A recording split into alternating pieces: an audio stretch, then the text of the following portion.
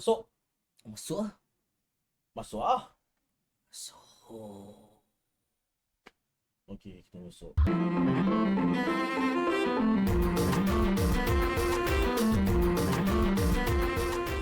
Hello, what's up everyone of the Yo. audience member?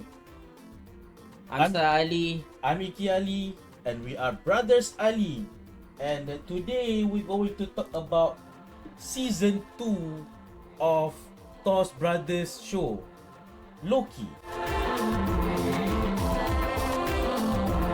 So, Yeah, we haven't done season 1, so if you want that, please comment that you want season 1. Maybe we'll go back. And and with that, this is our first TV show review. Yeah. Yeah. Alright, so Loki continues exactly as after season 1. So yeah, we're gonna deal with lots of spaghetti in this one. A spaghetti of time related or whatever.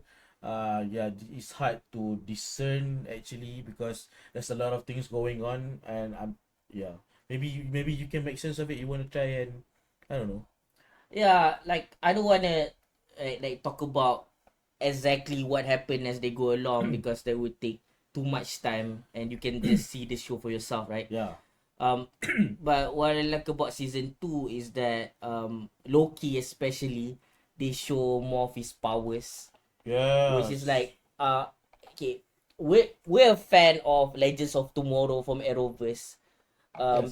and it is because despite the fact that they have powers, they won't use their powers like all the time, simply because it is more about the characters rather than their abilities, right? Yeah. But Loki, it kind of feels lacking in the first season, at least in my opinion. Yeah, I think so too. That like he doesn't use enough. Like sometimes it's like he doesn't use it too much. That it kind of feels like he uses it even less than the characters in Legends of Tomorrow would have used their abilities. So it kind of makes you question, like, dude, can you do this? Can you do like astral projection? You can like, you know, like make copies of yourself. You can like do like a like minor telekinesis and all that, mind control or whatever. Like, why don't you do that? As if like you're a normal person, you're Yeah. Loki. So in season 2, I don't question that anymore. It starts to do stuff and it, And like, they just show him that he has powers and he yeah. uses it yeah, accordingly. But like in the first season they're like okay, what else Loki has? Oh, let's show this one. Stopping a little bit of time or something, reverse time. Oh, let's show this one. Oh, let's show that one. It's like, yeah, I don't know. It's just like they're going through a list. Okay. Oh, okay. Let's show this power. Okay, let's show that power. But this is like, okay, we showed that all of those powers from before. Now actually use it when they can, when it makes sense. They distribute his power usage better in this one. Yeah. And I like it because despite being a series, they don't do the animating where they use the power and they have to explain, oh, he's using this power, this is the strategy. It's like that's The really enemy dumb. shit. And I think, you know, people need to, you know, hold them accountable for you know, that is shit writing. Okay, go left a bit. That is shit writing. Yeah. And I think they should do less of that, and just because they are of like different culture, and we are from Malaysia, or like we are from the US or whatever, doesn't mean that we cannot say like what they do, like in the typical tropes that they use isn't dumb. Like we should be able to say it, to call what's dumb as it is, you know. It's like, dude, you don't need to explain everything. That's really stupid. Because if you watch something like Samurai Champloo or Darker Than Black, like those anime, the characters, they just do their thing, and we already know what's going on, you know. Yeah. And Loki has like a bunch of you know, movies too that already show, just in the MCU alone, there's already like give make way to showing his different array of abilities. And Yeah. they're quite a lot, and they kind of use it to the max, in my opinion, on this one. Yeah. And even in like more tense situations, he just does it, you know. Yeah. And in season 2, we have additional cast members. So Jonathan Majors reappears again with as his variant Victor Timely, and there's also Rafael Casal as Hunter Oh X5. God! Congratulations, Rafael. Yeah, you made it. You sold yourself to capitalism. Yeah. Yeah. Now you And enter the mainstream. now and then there's Kate Dickey as General Dogs, Liz Carr and Ke Hui Kwan. Yeah, Oh from wow. Everything Everywhere All at Once as Ouroboros. And he's also from the Goonies, right? Yeah, he's from the Goonies. So yeah, these interesting additions, I would say. Hunter X5 played by Rafael Casal is, I mean, it's just like, yeah, it's just slowly like, I'm like, who is this guy? Like, is he like you had the same question, like, is this guy new or what? Like, or he's like an established No, member for of. for me it's not slowly. The moment that as a character in the Yeah, story, yeah. yeah. Initially, he thought it's like, who is this guy? Like, right? Like before we go to that, Yeah, the first time I saw him, and I like, dude, is that Rafael Casal? And then we said in case you don't know, this guy is a rapper. It's really great. and the poet. It's really good. I mean, like, I don't like his songs, but his rapping abilities is like phenomenal. You can check like one of his songs. You can check Fuego. That one it's pretty fun. And then like he's a good friend to David Dix. David Dix, Yeah. who played like Sebastian in Little Mermaid, and also like Watsky, who unfortunately haven't break into mainstream, whereas like their friend, Yeah. who's like Anderson Paak. He Yeah. made it. Like He made it. he is known as a rapper, as an R&B singer, and As- also like yeah. does he do acting gigs nowadays? No. Not yet. Right. And as an instrumentalist also. Oh yeah, it's always like in the underground scene, it's always known as a multi-instrumentalist. He plays drums and all that. Like it's got to see more and more of these underground talents. You know, doesn't matter if they're rappers, they're poets, they're multi-instrumentalists, or all of the above, making it into the mainstream. Especially when they start off from YouTube, and now they like in mainstream stuff where we can like see them shine, and if you want to see them like really shine, where they like kind of like David Dix direct it, right? But they wrote the movie, I can't remember who script, directed it.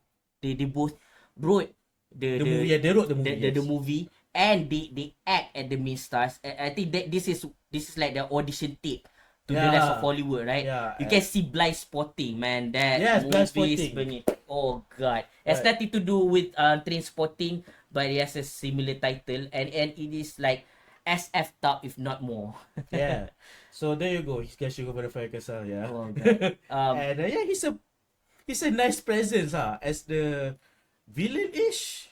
Yeah, kind of. it's very charming, but the problem is, one, they don't do much with this character, and two, like I wanna like go on a bit that you have all these characters, of which, unfortunately for people, like normal people with everyday lives, who haven't watched Loki season 1 recently exactly before, as this series continue exactly after, right? Yeah. We don't remember all these characters. Like, for one, Hunter X5, aka Brad Wolf, played by Rafael Casal here, is a brand new character in the show, but Yeah. is depicted as a character that's always been a part of the organization before. Yeah, but So that's already yeah. at one layer of confusion there. And then we hear the names Judge Gamble, General Dogs, Yeah, and all we that. got confused. Yeah. Yeah, we got confused. Like They just like, thrown in there. Like, yeah, who are they? and we even didn't skip the recap. They should at least include these characters so we know who is who. So that's one, like I think that's one flaw in season 2. Is like, you know, I know you can always just watch season 1, but the thing is the movie the series, it's just like just jumping the shark a little bit, where it doesn't like the characters, although they are named characters before, like for example General Dogs, I remember her being in season 1, but I didn't remember what she did and what she represents. So watching season 2, because doesn't like leave much of a like impression on me. She feels like she came out of nowhere and we have to do like a lot of homework and like that's a show, right? It's called The Blacklist. If you seen it, stars James Spader, aka Ultron. Ultron. Yeah. Like there are like a bunch of like villains. There are one-offs, and they are like, you know, like villain of the week Yeah, kind Villain of the of Week, yeah. like every episode they shows like a different person in the blacklist, like the blacklist that the I think, is it like CIA or FBI. I don't remember which one was it. Was it both? Where America is going after them, they're like the priority list and like the biggest criminals, right? They leave so much as impression that even in later seasons where they mention the names of these characters, you remember them. But whereas in Loki, they don't have the same effect because the problem also with Loki, on top of everything else, there's just so much talking and there's so much like people standing Yeah, around, I think and it feels like a little bit too, what do you call it, thing, static, and because of that it feels stagnant, and in the sea, in at least a pond of stagnancy.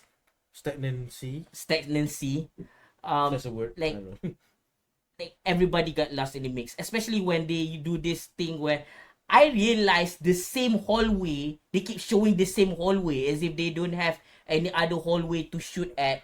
And unlike a show like Luke Cage or something, like they do the cloud, the hallway is not memorable enough, yet I keep seeing it, so it becomes annoying rather than a memorable set piece for them to revisit. And I think the point about is that stagnation there.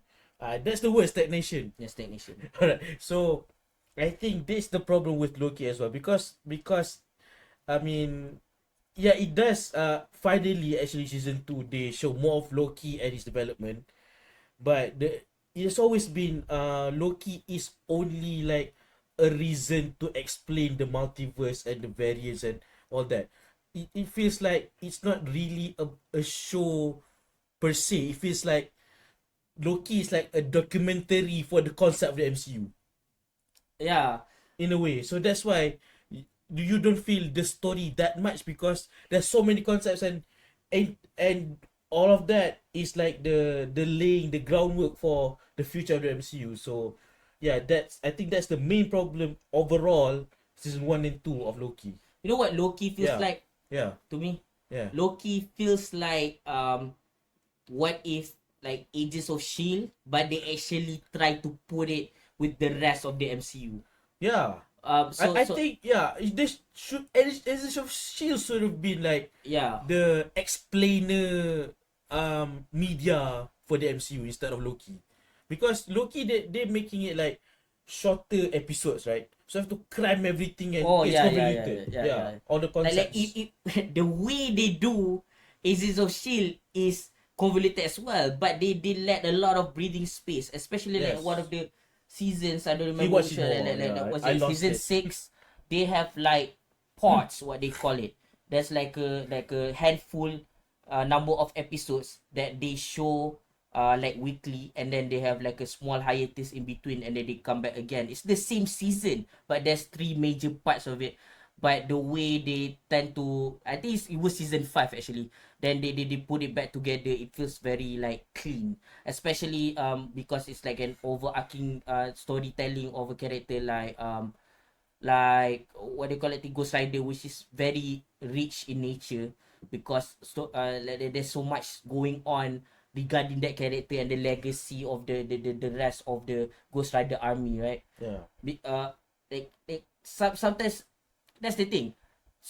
Speaking specifically about Marvel as a whole, right? There are some characters that needs time to breathe for you to tell the story. For example, a character like Venom, you know, you cannot just like make them jump from one body to another. There's like a actual story behind all the people. Like the story of Peter Parker, the story of like what was it, like Michelangelo, whatever the heck that guy was. Like they keep jumping, and there's a story why like the Venom thing doesn't want to attach them itself to this person. They try to kill this person to jump on to the next. The way they do it, half ass in the first Venom movie is really like stupid, and And also there's a character like the Phoenix Force.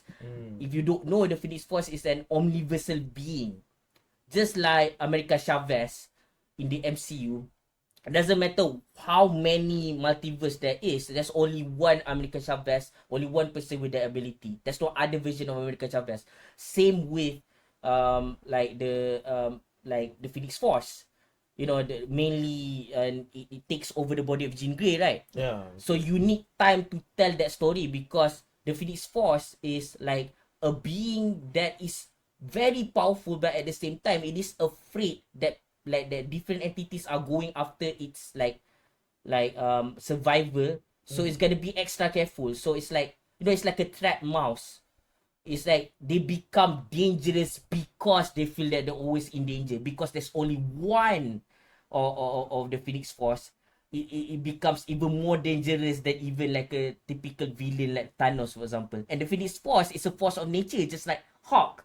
Like Hawk, sometimes he's not like a hero. Sometimes he's just a force of nature. It's just like a guy who goes berserk and he can't control what happens around him, right? So that's why there's such a thing as a Hulkbuster. I'm going to tangent after tangent after tangent. What I'm trying to say is, for these concepts, just like the concepts they present in a show like Loki, you need a little bit more breathing time. And this is like, especially when you do it stream, right? Yeah. You should do longer episodes. And this is the same problem to me when they do Hawkeye. If you look at Hawkeye, it's supposed to be finally a show about Jeremy Renner's character Clint Barton as Hawkeye. But then they cut all of that stuff out to focus on the next Hawkeye, which is Kate Bishop. And if you look at the story, it doesn't make much sense. You know, like the relationship between how like the mother is captured by the police and she feels betrayed by the daughter, right? There's supposed to be an equivalency to Clint Barton's childhood story, which they did shoot, but they did not include in the show. Yeah, that's And then the show was changed to bits. Like maybe we'll talk about that someday. It was that very disappointing, but in another way. So I guess with that said, with Loki and everything is happening in MCU right now, I think it's good that while unfortunate is Loki is being the concept MCU concept show to explain the concepts. It's good that they're using Loki to like retcon or repair some things that is happening. Like for example, I think the way they tell the story of Victor Timely, which is the variant of Kang, it's like very underplayed, and it could work as they can retcon him as to like not being the next threat. And they were trying to erase like the I don't know the mention of the whatever the war, the multiversal war or something on the wall of the TVA. And yeah, I think with that they did a good job with that. I don't know what going on this, but for now let's just say. Or you talking about like in relation to the allegations that there's that there's like surrounding Jonathan Majors as an actor, the way they skirt around that, and they try to retcon it in like a way that doesn't open more doors regarding to his character Kang the Conqueror, Yeah. He Who Remains, or Winter Timely, Yeah. right? But at the same time, it doesn't hurt the overarching story of the MCU. Yeah, I can agree with that. And Loki still feels like season 2 especially, it feels like its own story. It is about Loki now.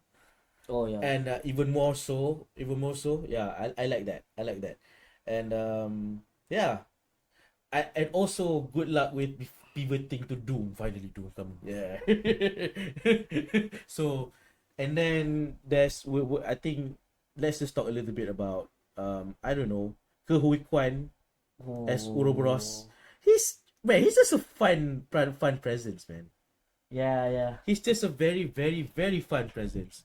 And just like I don't know, just like I don't know, I haven't seen enough of his work because he himself stopped acting for a long time. That is until Everything Everywhere All at Once he decided to get back into acting, right?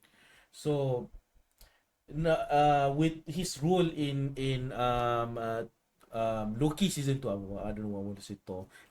um Yeah, he's a quirky repairman. His name is Ouroboros, which is even quirkier name for repairman. But if you watch the show, you know why his name is Ouroboros. And Yeah, they um I used to play this like one game. alright. There's a phone game called Dislike, and no sponsors.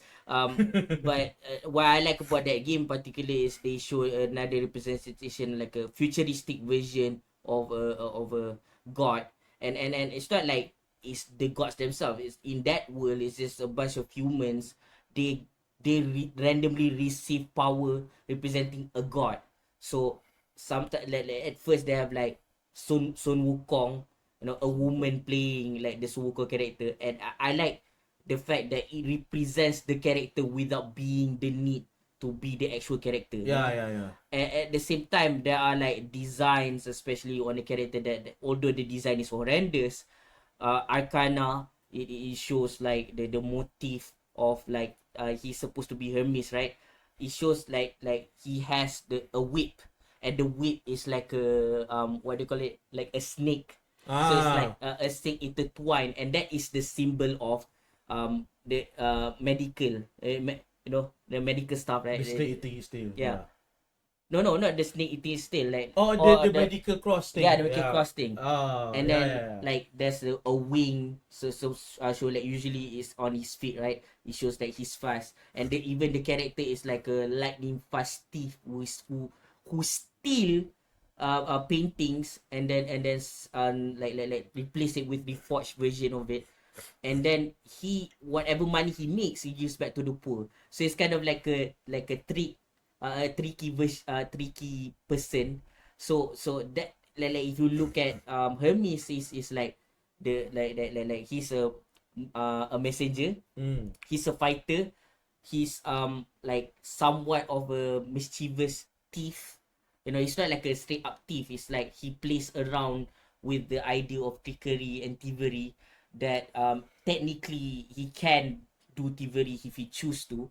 And it's also the father of like the god of trade, everything like that. And like it's hard to find like people in the ancient Greeks who don't worship Hermes, for example. Mm. So in this, when they show Ouroboros and they explain away the it's not like the way they where Ouroboros say stuff, everybody's just like, okay, that makes sense. Or What are you it talking just about? like, and I like the attitude of like of Loki, because I like something like Terminator, especially Terminator Genesis, for example. From what I saw, that I didn't see the movie, but I saw it.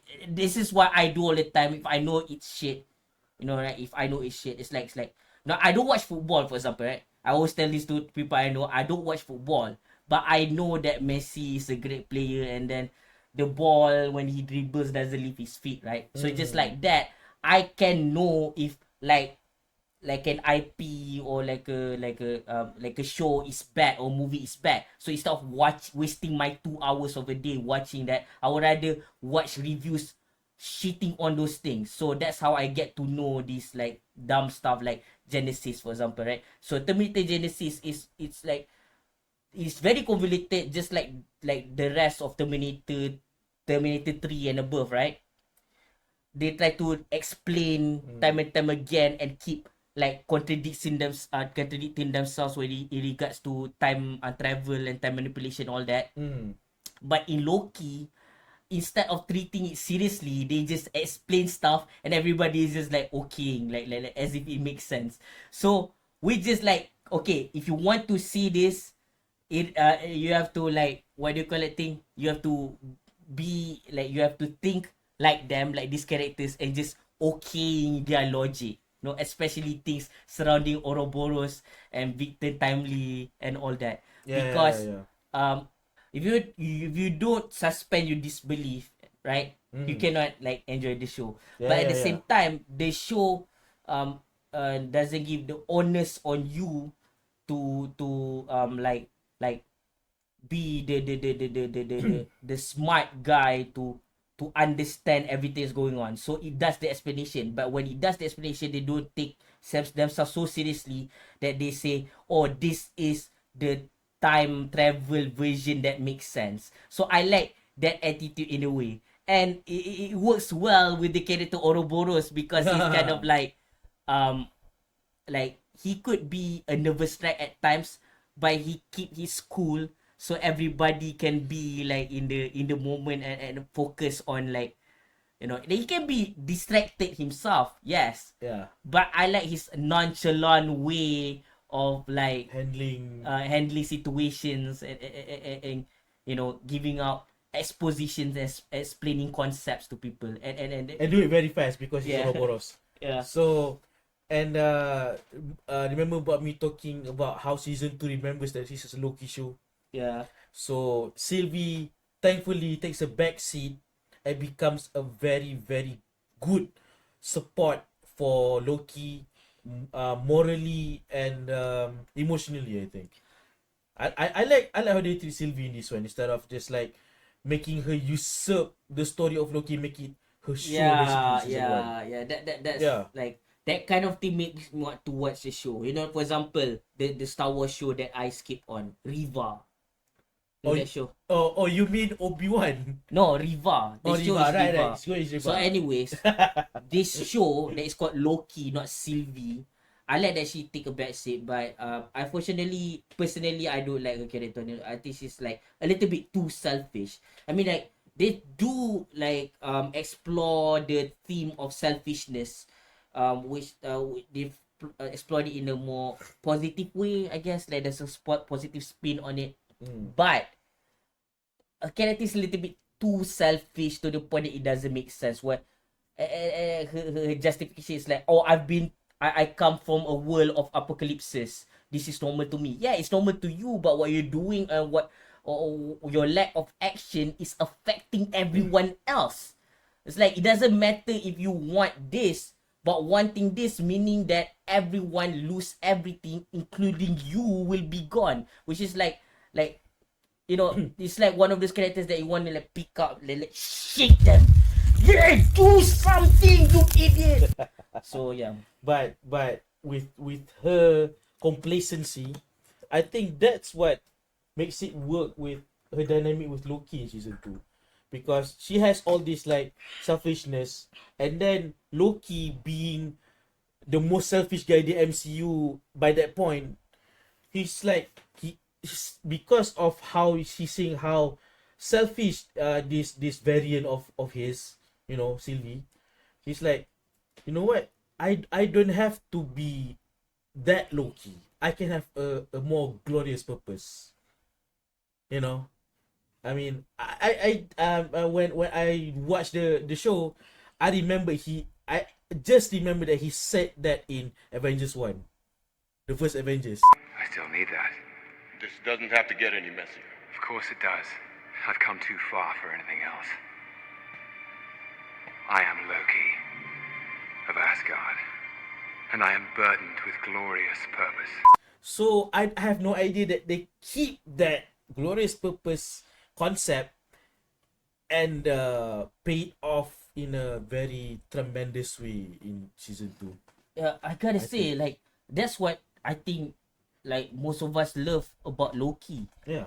Like he is so compelling in the MCU, and this is what we're talking about. If you see our, I don't know when we're gonna upload with which first, right? But if you see our review of the Marvels, is that like the problem with like people wanting things to be exactly like in the comics, then you have this thing too. Loki wouldn't be as likable. Loki is more likable in the MCU than in the comics. In the comics, he's just another villain, and it's not like it's not as complex as he is, like as we got now in the MCU. Like because they take the risk of making him different, we have this morally grey character. Yeah. So that's what makes him interesting, and this is like a 360 thing too. Like for one, you have like the different writing, right? For two, you have the rich storytelling of the mythology, right? Yeah. And then they try to, you know, sit in all this mythological stuff, especially the ending. Oh my god, the ending, Oh I love it. God. And then on top of everything else, like it is played by an actor that is most well known for this role, by Tom Hiddleston. And what I love about Tom Hiddleston is like, I like any other actor in the MCU, like even in DC, like this like comic book like universe which is adapted into a world of movies, right? Mm. I like them who, one for one, we see the nerds, right? The nerds like, I love this character, so and therefore I play this character. Or for two, we see like, you know, like Venom, for example, right? Oh my, and I'm not saying this is part MCU. I'm just saying that this is part of like, this is one of those worlds, right? Because I still don't consider him part of the MCU. The No Way Home bar thing doesn't count. Let Amy Pascal live in her bubble, thinking it's part of the MCU. Yeah. Let her be. You can live in the same bubble as Amy Pascal if you want to, but Madam Web, I'm still gonna watch it. Okay, alright, go ahead. that's your prerogative. Alright. Anyways, that's what I was saying. Like Venom, for example, right? He's not himself like a fan of Venom, but his son is, and that's that. His son want him, what again? Tom Hardy. Tom Hardy to be Eddie Brock, so he does. So you have like that, like actually a nerd by proxy. And then we have people who don't give a damn. They just like, this is just another role in their career. And then We have Tom Hiddleston. He doesn't know shit, but then because he got this role, he start to hit the books. He start to learn about the characters. Look at all the different like interviews with Tom Hiddleston. If they ask trivia questions about the Marvel comics, he knows his stuff. Not because he knows beforehand, because he take this assignment seriously enough to the point that it's like, okay, I need to do research on this character. And I think that's what we need most when you're adapting, you know, a character, right? yeah, You can people seem to put all the onus on the writers, you know, to make the story exactly like in the comics. yeah, Where we have Tom Hiddleston is like, yes, they follow the writing that is quite different, a different vision from the comics, but at the same time he's adapting the characteristic, the heart of what Loki is. Loki is mischievous by nature, not evil or good by nature. yeah. And this show really shines, and with that, all the other stuff before, except for maybe Loki season 1, because Tom Hiddleston is like fully immersed in this character, and I love it, and it shines through and through, especially in Loki season 2. Yeah. So I think the way that we were like analyzing this, I think it's safe to say Loki season 2 is a vast improvement over season 1. Yeah. Vast, very like, it was, yeah. And then like I like the other, you know, the direction of the other characters as well. Mhm. Like for example, right? Like the character of Wumi Mosaku, which is Hunter B15. Mm. Yeah, she takes more of a leadership role Yeah. in this one. She's not really part of the council, but she have like a stronger voice because she led a bunch of squads in the field, so she know what's really going on, and she have a change of heart about the philosophy of the entire TVA. Yeah. And I think I like her more prominent role in this one, because it shows that behind all the agents, you know, behind the agent Smiths, you know, there is a person who cares, you know, and she feels very warm, and in the sense of like the general TVA crowd, she is the moral compass of the organization, and Yes, I yes. like that. And I think I like her, you know, like in the first one they show her to be in action a lot, right? Especially as an antagonist to Loki. But in this one, we see another side of her that is working with Loki while at the same time putting humanity above all else. And I think without that, we wouldn't have the direction of where they're heading for the entire season. Yeah. And yeah, I think we've said enough. This is, yeah, I mean, out of the sea of I don't know, whatever experiment they're throwing in the wall for content for Disney Plus. This is one of the better ones for the MCU. No, I think I want to say a little bit more. All right. Okay, go ahead. like okay, for one, despite everything in regards to him, I think Jonathan Majors did a good job with Victor Timely. Is very quirky with the way he Yeah. speaks. Uh, So you have to pay attention now to me, okay? Right? And then there's like Ravonna Renslayer, which is like even more of a intolerant bitch, and I love that. She's very villainous, and it's like very different from the comics, where the comics is like a noble warrior doing things for the good, and it's like a constant antagonist to the business of Kang. In this one, she play less of a lover role and more of like an antagonist towards everyone. And I love that. And I think because of her rogue nature, it keeps things tense. I think Gugu did a great job with her role. And then, oh god, Miss Minutes. But Tara, oh my god, Tara Strong. Tara Strong. I just realized, oh my.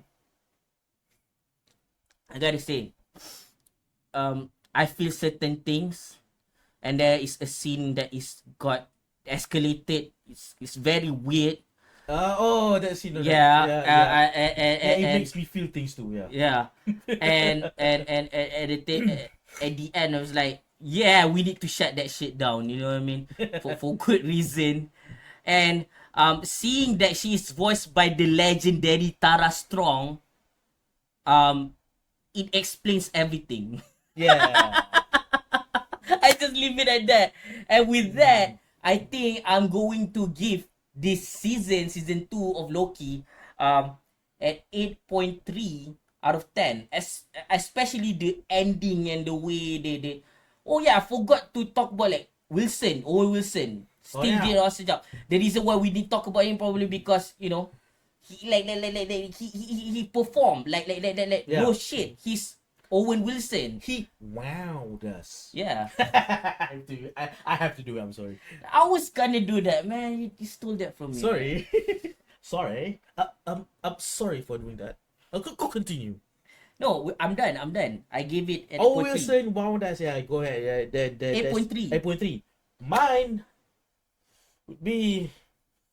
I don't know, man. I mean, I like the show, but I'm confused. It's like, but still, this is a better feeling that I have than watching Tenet. Like It's confusing, but it's confusing. This one is confusing, but I like it. So I think let's go with. You know what? Let's go with 8. Yeah. Mine is 8 out of 10. Without spoiling anything, right? The way they go with the show, there is a possibility that there's none of it left, right? So overall, I give the show a 7.1 out of 10. Or overall, okay, for the overall show, I think I'll give it a 7 for overall. Yeah. This is not the worst nor the best MCU show. And if you ask me, the best is still Daredevil, even though it's not part of MCU. Yeah. We need to fix that, man. And I don't want the reboot. I want a continuation with the same thing. I hope they continue with all the rewrites going on. I hope they make it a point to continue instead of bring back all the writers. All like I want Foggy in there. I want everyone in there. Yeah. Like we need those characters, not just Kingpin and Daredevil. Okay, enough tangents. We out. Peace.